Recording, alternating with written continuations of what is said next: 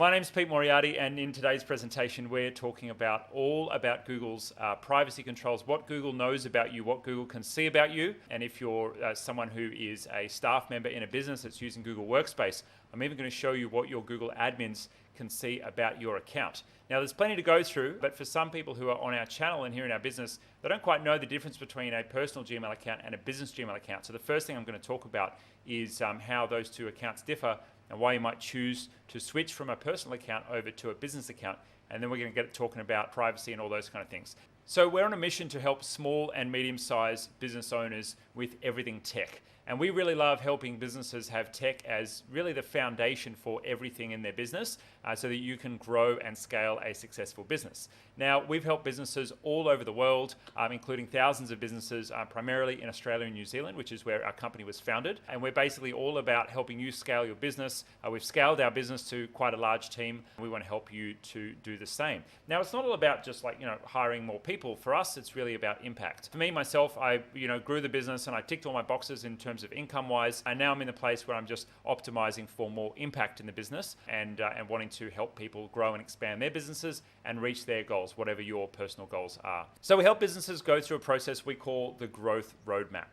And the growth roadmap is based on what business stage you're at right now. Basically helps you to navigate implementing technology that's going to give you the best boost and the best lift for your business no matter where you are. So if you're a very early stage business doing things like getting your backup sorted, passwords secure, making sure you're on a Google business account and off a personal account. As you start to go into the startup phase, it's more about making sure your team are on board with tasks and then documenting your systems and processes so you can delegate more. For growth businesses, we really want to make sure technology is supporting your business processes and your business strategy so your team can actually have a lot more leverage in the way that they're working. So we start looking at things like business automations and moving data efficiently throughout the business. And then as you go into a scale business, it's about performance optimization. So building business dashboards like KPIs, pulling in data from your different systems like Xero.com for your accounts, and maybe pulling in data from your YouTube channel or your Google Analytics or your marketing platform, and having that all available in one dashboard so you can see and run the business with all of the KPIs and financials that you need. Now let's first talk about Gmail for Business. In this video, I'm going to be talking about the differences between a Gmail account for personal use and a Gmail account for business use. And for many people, they just know Gmail as a consumer service, but they haven't really interacted with it as a business service. And so I want to share a little bit more about behind the scenes of what is there for Google in business. Now, we all know and love Gmail, and for many of us, we've used a Gmail account when we signed up for something like YouTube, or if we've used it for our personal email. Google have given us oodles and oodles and gigabytes of space for our emails, which means that we don't really have to worry about email space anymore.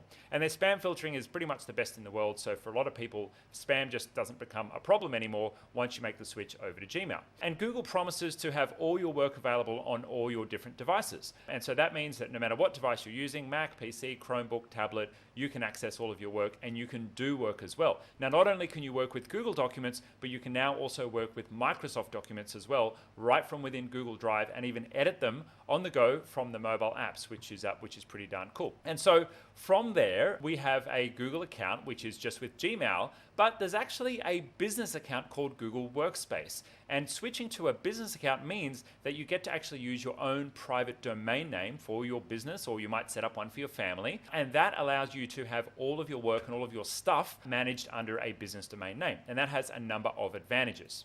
One of those advantages is that you have the professionalism of using a business account and business domain name for all of your business. How many businesses have you gone to send an email to and they've got an @Gmail, and you immediately think in your head, oh wow, that must only be like one person, right? Just a basic level of professionalism to have a business domain name just using a Gmail account. And then not only does it give you that, but also you get all of the other apps and suite of tools available for Google. And so here you have, with the different tools, you've got things like document editing, you've got communication, you've got Google Chat, you've got Google Meet. All of these tools allow you to run a business on Google. And they're all secure and protected with one single account. You, as the administrator of the business, basically have access to say who gets in, who gets out, and what settings and what sharing can happen within the business. Now, we've got plenty of other videos on our channel on YouTube about what all the different apps do and how you can use them. And so jump onto our playlists depending on what stage of business you're at to learn about what might be useful for you. But once you've got a Workspace account, you've basically got access to pretty much everything you need to completely run the business. Now you get one admin panel here where you can add and remove users, and you basically get to say who has an account and who doesn't have an account as the business owner. So some of the businesses that use Google Workspace, at least here in Australia and around the world, are startups. And not just startups, we're now seeing it filter through into businesses of all kinds because it's now been around for 15 years as a product. But if you have a look at this really interesting graph, you can see that businesses coming out of Silicon Valley, the high growth startups, a vast majority of them, that's the little pink line there, are now actually using Workspace as their preferred choice of platform. And you can see some pretty common names there of the kind of businesses that use this. And why might that be? It's because Google is such a easy to use platform. It's really powerful for businesses to use, and it doesn't require servers and doesn't really require any IT people to run it. You can manage the users yourself, and you can do basic admin tasks yourself without having to spend too much time digging into the details. Whereas in the old days, when you bought a server to run your business, you'd have to employ an IT person to actually manage and take care of that server for you.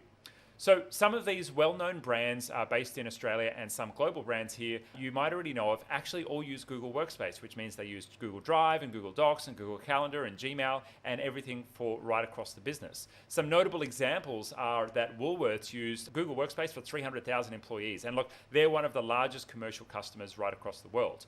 Next up, New South Wales Department of Education and Training moved over 1 million mailboxes, which is just amazingly significant. Zambrero, one of our customers, once they had scaled to over 1,000 people in the organization and across all of their stores, they actually still had no local servers running in the office because everything was running on Workspace. And they're now a $100 million company. Absolutely amazing success story.